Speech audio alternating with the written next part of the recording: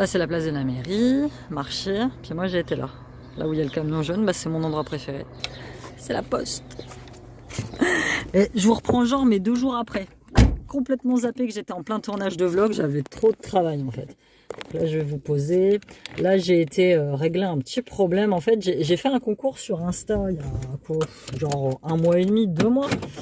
Et c'était pour l'eau micellaire Sienne. Et j'ai essayé de l'envoyer en lettres normales, en fait. Et quelle ne fut pas ma surprise de voir le facteur débarquer chez moi avec le paquet, en fait, en me disant que ce genre de produit, ça m'était jamais arrivé avant, ce genre de produit devait être envoyé en colissimo. J'ai putain, ça m'énerve ma mèche là. Et donc il me rend mon eau micellaire. Alors j'ai pas trop compris, je savais pas que moi la poste pouvait se déplacer chez toi pour te rendre des trucs que tu envoies. Ça c'est parce que j'ai foutu mon adresse à l'arrière, parce que si j'avais pas mis mon adresse à l'arrière, bah je pense qu'ils auraient fini par l'envoyer sans se poser de questions. Du coup, je me repointe à la poste et je dis, bon, bah voilà, j'ai un truc à envoyer, comment on procède? Elle me dit, bah il faut l'envoyer par Colissimo, 7 euros. Je dis, putain, ça fait cher quoi. 7 balles pour... T'as une eau micellaire qui m'a coûté 1,99 €, ça fait cher quand même quoi. Donc du coup, bah, la nana n'ayant pas reçu son colis m'a contacté. Donc moi après j'ai été très, très honnête avec elle, hein. C'est vrai que j'avais mis le paquet de côté en me disant voilà je vais trouver une solution, soit par Mondial Relais, soit par... Et du coup elle m'a recontacté et puis bon ouais, je dis allez la merde tant pis, je perds 7 balles et puis on y va quand même. Donc ça va me refaire penser ma méthodologie pour les concours en fait. Maintenant je pense que les concours je vais les faire, mais ça va me coûtera moins cher quoi, parce qu'en frais de port c'est juste pas peu. Putain, tu fais quoi là? C'est bon là, à un moment, bah ouais le vieux, il va à gauche, il va à droite, c'est pas où il va. Il n'y a pas un clignotant, il y a un lieu de verre, m'angoisse cette machine. Vraiment les gens qui conduisent comme des trous du cul, c'est insupportable. Puis tout ça, bah, je sais toujours pas où il va le mec. Donc là j'ai été à la poste, ça m'a coûté 7,55 €. Mais voilà, j'ai fini par lui envoyer son eau micellaire, ce qui est normal, puisque c'est un concours que j'ai organisé. Mais là, quand j'organiserai des concours la prochaine fois, je m'arrangerai pour envoyer en Mondial Relais, ça me coûtera quand même beaucoup moins cher. Ou je sais pas trop, je m'arrangerai pour mettre ça sur Vinted, enfin je sais pas, je verrai, mais plus comme ça quoi. T'imagines, tu fais un concours par semaine, ça te revient cher, hein. Franchement. Et finalement pour peu de rentabilité, parce que la moitié des gens qui s'étaient abonnés à moi lorsque j'ai fait ce concours se sont désabonnés dans la foulée. Donc, bon après en même temps ce concours là je le fais pour mes abonnés, hein. Je savais pertinemment que c'est ce qui arrive. Donc voilà. Sinon quoi dire, que j'ai déjà commandé des meubles pour mon appartement. J'ai déjà commandé un lit. Là je suis en train de voir sur le Bon Coin pour le frigo et la machine à laver, voir si je peux les avoir d'occasion. Après en même temps d'occasion ça me fait chier parce que je me dis ouais ok, là j'ai vu un frigo à 150 balles qui a l'air en super état et une machine à laver pareil 100 balles qui est quasiment neuve, mais je me dis voilà, ça va me dépanner tout de suite, certes ça va pas me coûter trop cher, donc du coup je vais pouvoir mettre cet argent là dans autre chose pour l'appartement. Mais je me dis que si ça me plante au bout de 3 mois, j'ai aucun recours, j'ai pas de garantie, j'ai rien du tout. Donc je sais pas vous, est-ce que ça vaudrait pas plus le coup que je prenne tout en neuf et que j'ai une garantie quoi. En fait là, j'aurais pris sur Electrodépôt. Et je sais qu'Electrodépôt te donne une garantie de 2 ans, ou chez Confo te donne une garantie de 2 ans, et puis... je sais qu'en soi, il n'y a pas de souci, parce que j'ai déjà acheté chez Electrodépôt, j'ai déjà eu des soucis, et en fait, tu te remplaces le produit quand tu... Voilà. Mais voilà, c'est le gros risque. Quand tu achètes un lit, un lit d'occasion, là, je vais récupérer la gazinière de la dame qui était dans l'appartement, mais elle l'a acheté il y a 6 mois, elle a encore la facture de garantie, elle a encore tout ça, et elle m'a dit, voilà, si vous arrive un truc, c'est la maman d'un copain de chaîne en fait. Donc s'il m'arrive un truc avec la gazinière, avec nos magasins, et puis voilà, tu vois. Mais après le Bon Coin c'est un risque quand tu achètes de l'électroménager. Voilà. Sur le Bon Coin je sais qu'on avait acheté une télé il y a quelques temps, c'est Siam qui l'avait récupérée, la télé elle a super bien marché, bon après il l'a pété, mais la télé elle a super bien marché pendant un moment quoi. Donc c'est un risque quand tu achètes de l'électroménager d'occasion. Je sais pas trop, après quand t'as pas le choix bah tu fais hein. Là, je sais que si j'achète neuf, ça va me coûter 600 balles. Là, en achetant d'occasion, ça va me coûter à peine la moitié. Donc, il faut que je regarde en fait. Bon, après, j'ai envoyé des messages, tout ça, pour avoir des photos, pour avoir... j'ai pas de nouvelles. Donc, bon, ça, je serai dans l'urgence au mois de juin quand vraiment je serai à 2 doigts de déménager. Parce qu'il faut que j'emménage déjà avec le minimum. Et c'est vraiment ce qui me manque en fait. C'est le frigo, la machine à laver, la gazinière, j'ai déjà. Donc, c'est le frigo et la machine à laver. Tout le reste, pour l'instant, je vais emménager et tout le reste, j'ai. Donc, on va voir. Bon, ben, le lendemain, toujours dans ma bagnole. Je viens de déposer Cyliane au centre. Je vais faire comme ça. Mais il y a un peu de soleil. Donc dès qu'il y a du soleil, je mettrai les lunettes. Incapable de conduire avec du soleil. Moi j'ai les yeux tellement sensibles que voilà, je vais les remettre. Très clairement. Bon bah là du coup vous me voyez mal, mais je peux pas faire grand chose. Donc j'ai déposé Silou au centre. Bah il va à la piscine aujourd'hui, donc c'est plutôt bien. Il mange à la cantine, c'est plutôt bien. Là ils font plein de travaux là devant le centre que je vais ils sont en train de faire. Qu'est-ce que je suis contente et trop contente, trop heureuse de pouvoir rester encore sur Longo. J'adore cette petite ville, je l'adore. Il n'y a rien à y faire, c'est une ville de vieux, mais franchement, si tu es comme moi et que tu cherches la tranquillité et la paix, c'est la ville idéale.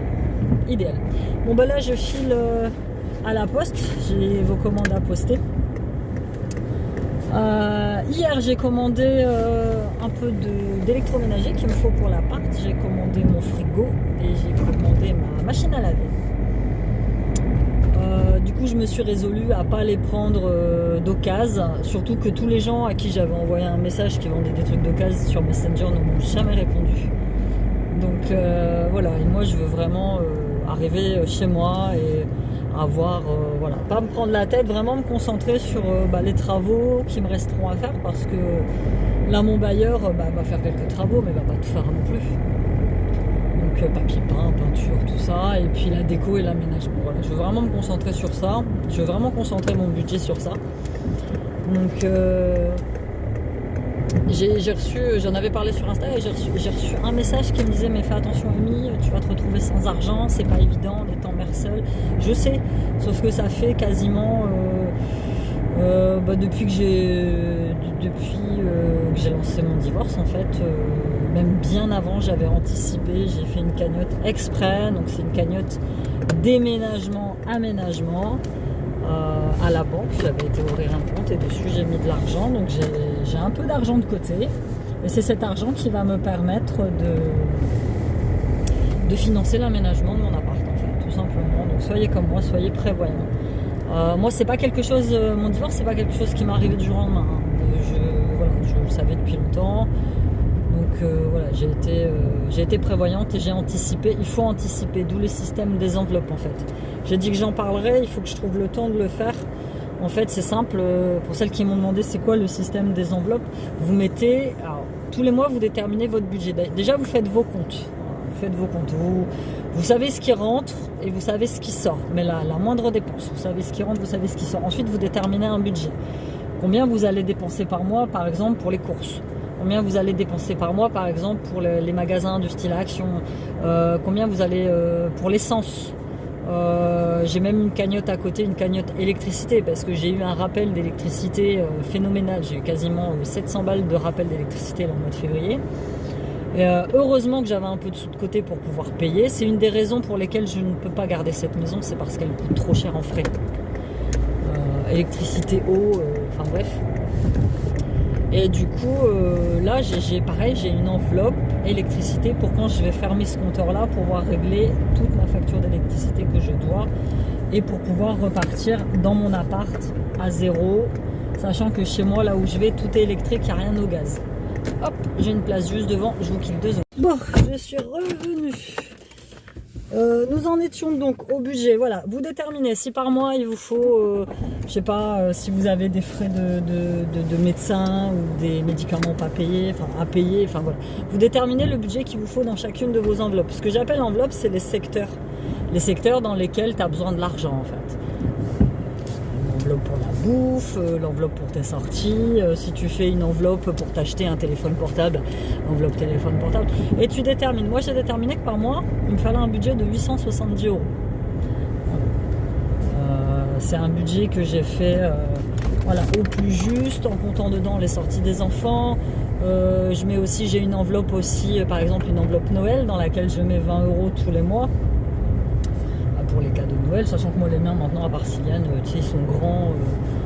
Voilà, j'ai une enveloppe aussi pour les anniversaires où je mets 10 euros par mois.